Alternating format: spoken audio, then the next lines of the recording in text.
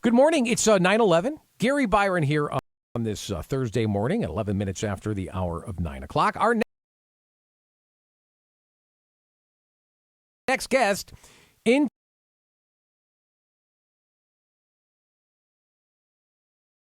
the daily Connerton Memorial Company interview chair. He joins us every other Thursday. He and Senate Republican leader Kevin Kelly, they leapfrog over each other at this time slot and on this same day. He is the House Republican leader, Vinny Candelora. Vinny, good morning. Good morning. How are you? A little broke, but, hey, listen, we're making ends meet over here. Well, you live in Connecticut. Why wouldn't you be broke? I laugh because if I don't laugh, I would cry, Vin. That's a true fact. Yeah. It's hard. Hey, I want to talk about some of the bills that, that will see the light of day and maybe some bills that, I don't know, have a chance of either dying or being amended greatly. Let's talk, only because we've been talking about this a lot this morning. Let's talk about this zoning bill that a lot of people are very upset with. Yeah, it's hard to keep track of all of the moving parts of our zoning bills. But, right now there are proposals that sort of in a nutshell is usurping local control of our zoning laws and having things done on a statewide basis.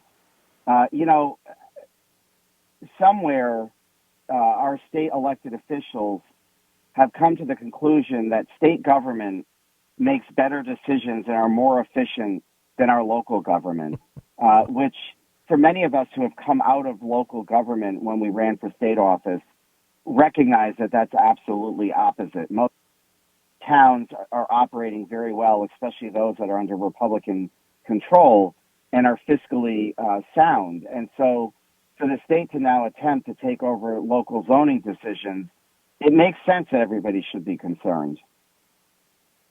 What also has me concerned is that this could set a precedence, where state government circumventing local TPZs and saying, well, we know your community better, and forgive me, folks who have been listening all morning long and you've heard me make this statement with previous guests, but, you can theoretically have somebody who's never set foot into your community telling your local town government, your local TPZs, oh, well, I'm here now. I'll show you how to do it, That's insulting, and quite frankly, I'm nervous that if state government can do that to local TPZs, well, what's next? Will we even have local government 5-6 years down the road? Well, I mean, the first attempt when I was in office was they wanted to create county government. I remember that. Was a big thing. Back in the 90s, through 2000. And now we've shifted, and it's always been about trying to control. Part of Connecticut's charm is that each town is so different. When you head out Midwest, you go to Ohio, we see the box stores, the box restaurants, everything is sort of the same. And it's really horrifying to think that they want to sort of take this top-down approach that is potentially going to wipe out the character of these small communities. I don't care what they say. And it's a theme. Last Tuesday night, we had yet another bill that is taking away parental control over a child's medical decision. And that it is really a philosophy right now that we're seeing from our progressive Democrat Party that government should be making all the decisions, that we no longer have a right to make them. And that's really scary to me. So they're not only getting into how your home gets designed, they're getting into how you should be running your home and raising your children as well. All right, so let's go there. You're talking about the removal of religious exemption for vaccinations. That is one, yes. There's another bill they did that is allowing essentially a child to get medical treatment and have your insurance company billed, and you as a parent would have no idea what that treatment was for. And it's certain enumerated healthcare decisions like mental health, and pregnancy, and AIDS treatment, and all of that a child could basically financially obligate the parent to pay for these services, and you have no idea about it. You're talking about a child under the age of 18? Yeah, a child, 12, I believe Wow. it's 12 years and up. You've got to be kidding me. And even younger. No. And, you think about a family household. If the child doesn't feel comfortable in talking to their parent and they think sneaking behind their back is a good public policy for the state of Connecticut, but say I have a high deductible plan and my daughter goes off and sees a psychiatrist and runs up a $5,000 tab that I need to now pay and puts a massive financial strain on my family, how is that helping the family unit? How is that conversation going to occur between the daughter and parent? It's not. It's going to make it even worse. So these guys are really, to me, in a scary spot. It's bad enough they've bankrupted our state, and now they want to bankrupt our families by getting involved in their relationships because they think they know better. See, Vin, this is why this show is so important. I'll bet the overwhelming majority of our listening audience had no idea that bill existed. It gets very little, if any, media coverage. No one is talking about it, and yet it's probably one of the most key bills that is being voted on in the legislature this session. So where does that bill stand? Has it already passed the House and Senate?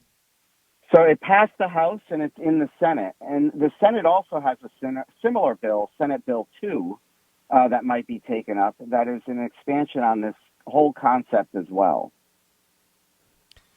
So we're not only seeing our zoning rights stripped away, we are seeing our parental rights stripped away. And back to the point, even with the religious exemption, not only did that take away parental decision making, but it's also putting a barrier up for some children to never be able to go to a private or public school in the state of Connecticut. And for what? What were we actually protecting? The Democrats would like to say it's a public health measure, but to me, it's far more detrimental to the thousands of children that may never have the opportunity for an education because of this policy. And so, again, it's a value judgment. They are just picking and choosing their values and trying to impose it on every citizen in the state of Connecticut. Well, some liberals will say, Senator, that Representative, well, there's other states. California comes to mind. I think even our neighboring state of New York, they've got very similar religious exemption bills from vaccinations. But what the liberals in Connecticut won't mention is that there are provisions in those bills to maintain education to those students, where in Connecticut, that's absolutely right. Those provisions don't exist in the Connecticut bill.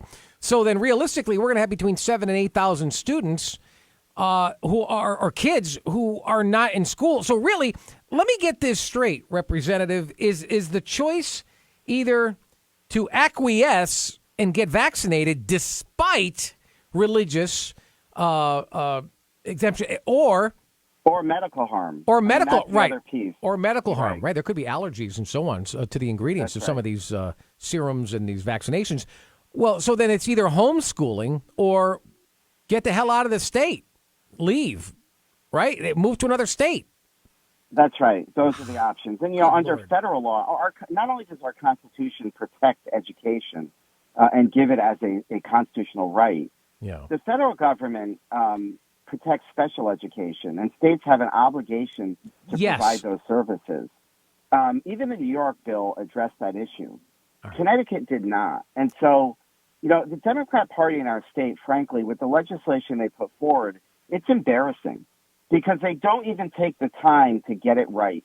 I could disagree with your bad policies, but recognize you're creating a massive problem for our district and fix it. All these other states have the courage to put forth a due process for when a child's educational rights are going to be removed. Instead, the Democrats in Connecticut just want to ignore it because they don't have the courage to take it head on, because they have this cloak of let's mislead the public and let's slowly inch them into sort of a socialism. And before we know it, we don't realize what's been taken away from us. So the public all thinks it's all about whether or not to get a vaccine, but that bill is far more complicated and has done far more damage to our educational system And the Democrats have avoided that conversation. Well, in listening to you, let me make sure I understand this right. That's right. By our state laws, our state constitution, our state laws, we are under obligation to provide education to these 8,000 children. If that's the case, then I sense litigation is just around the corner. It's already been filed. There you go. Okay. Yeah, and if the zoning law passes, I'm sure you're going to be seeing litigation there. We're going to be seeing litigation if parents are finding out that they're financially responsible for healthcare decisions that a child has made in consultation with some doctor who may or may not have a relationship with them. There's just going to be a lot of issues that are percolating, and I don't see a backstop here.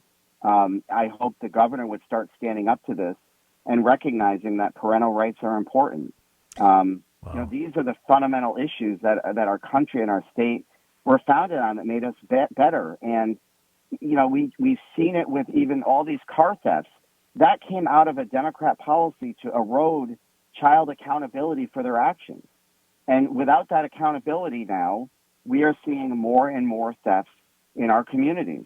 Now we're going to take away any type of accountability for healthcare decisions.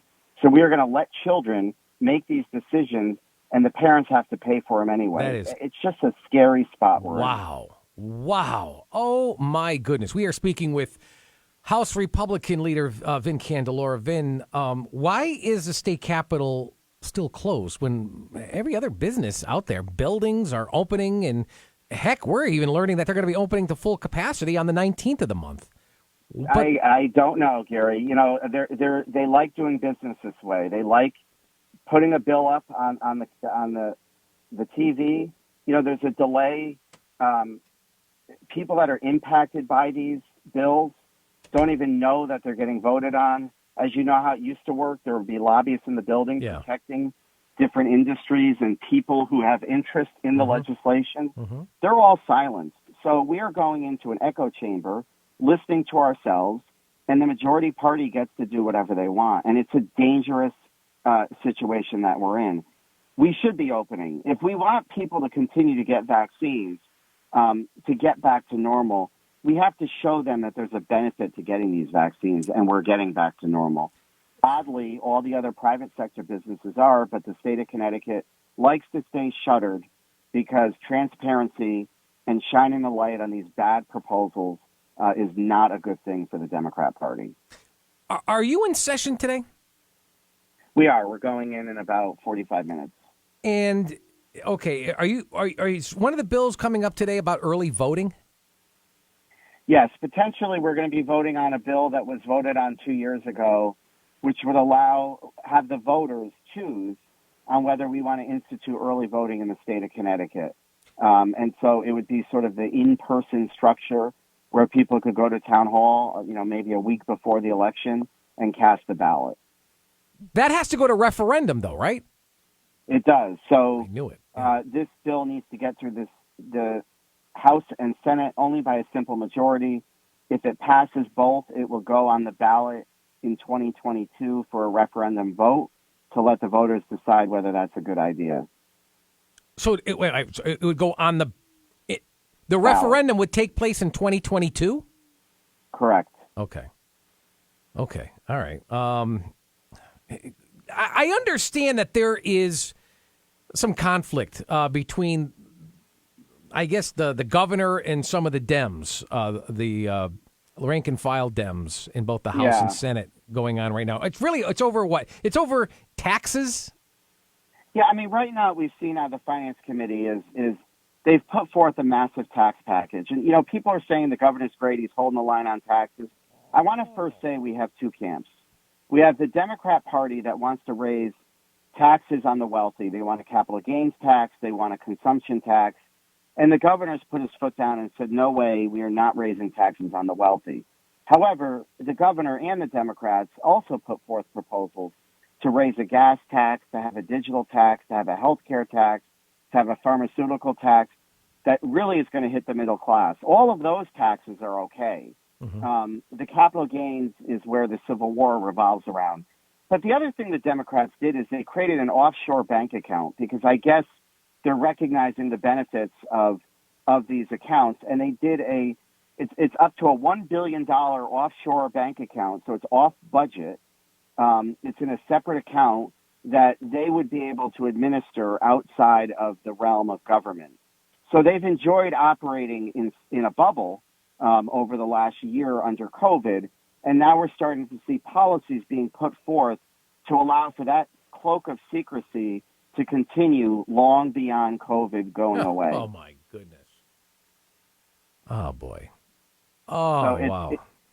It is. I left you speechless, and it's hard to comprehend that is where we are right now. It's incredible. Why are we even discussing a tax increase or raising taxes or implementing new taxes for that matter when we're getting a boatload of money from the feds? I know you can argue it's our money, and that's true, but we're still getting it nonetheless.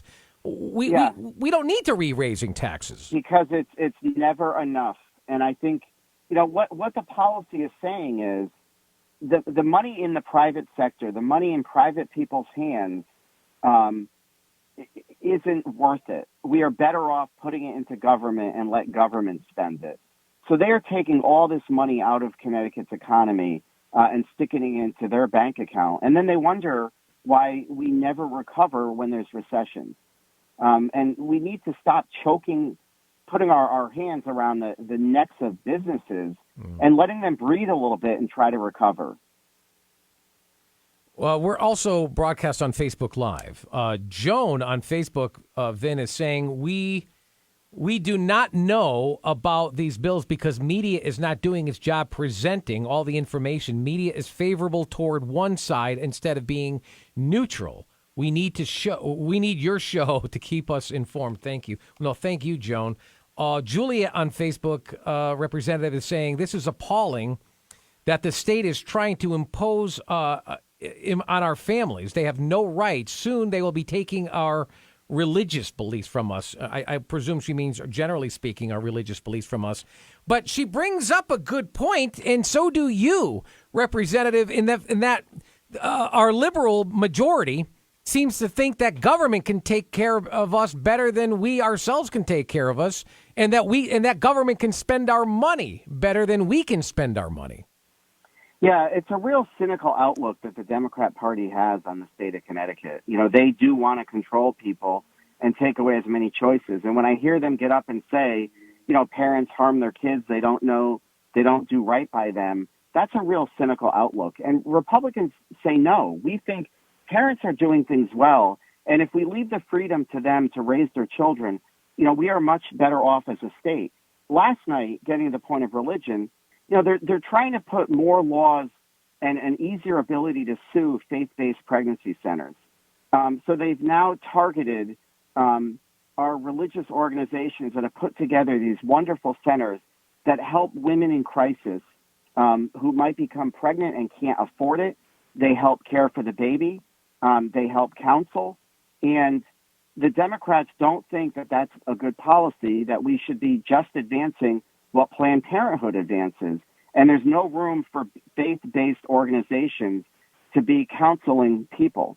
And so the bill they put forth is allowing the Attorney General to sue them when they get complaints if people felt they've been misled by a faith-based center. That tells you where their priorities are. Wow. They don't afford those same kind of protections from when people go visit Planned Parenthood, but they do when they go to a church-type setting.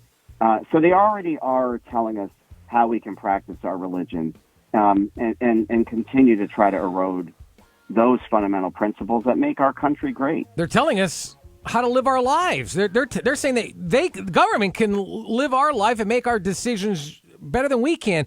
He is House Republican leader Vin Candelora. I always appreciate our time together. It means everything to our audience, and I thank you for your time. We'll talk in 2 weeks. How's that?